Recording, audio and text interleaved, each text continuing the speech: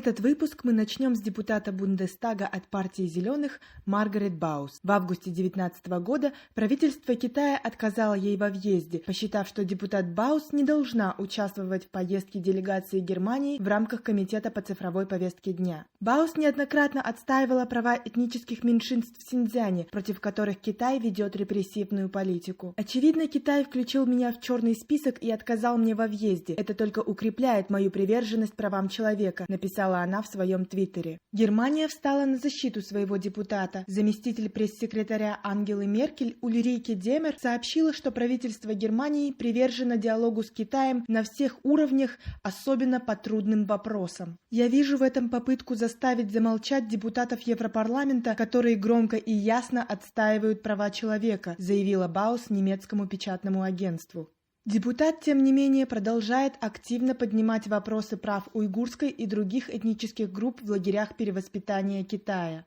А что по этому вопросу думают наши депутаты? Конечно, нельзя сказать, что они регулярно проявляют активность по вопросам прав человека, однако хотим отметить несколько нам известных случаев. Итак, перед вами Берик Дюсюмбинов, депутат Мажилиса 6-го созыва от партии Акжол. В марте прошлого года на правительственном часе в Мажилисе парламента депутат Дюсюмбинов спросил у министра иностранных дел РК Бейбута Атамкулова, какая у вас имеется информация об исправительных лагерях в Китае и наших соотечественниках, которые находятся там. Какие меры вы будете принимать, чтобы их спасти из необоснованного заключения? После чего мы получили от министра информацию о том, что по дипломатическим каналам и за счет работы консулов были возвращены 23 из 33 граждан Казахстана, заключенных в китайские тюрьмы. А это Бекбулат Леухан, депутат Мажилиса от партии Нур-Отан, участник декабрьских событий 1986 года. В 2018 году о притеснении этнических казахов в лагерях Синьцзяне депутат сказал, что скрывать, даже Всевышний слышит шепот. Политику властей Китая в отношении этнических казахов тяжело назвать правильной. Его коллега Куаныш Султанов, являющийся депутатом Мажилиса от этой же фракции второй созыв подряд, в одном интервью сетовал на ситуацию с правами человека в отношении этнических казахов. Можно же было не доводить до такого и действовать сразу же после поступления первого сигнала. Надо проводить переговоры с руководством Китайской Республики. Главный вопрос – соблюдение прав человека в отношении этнических казахов в любой стране.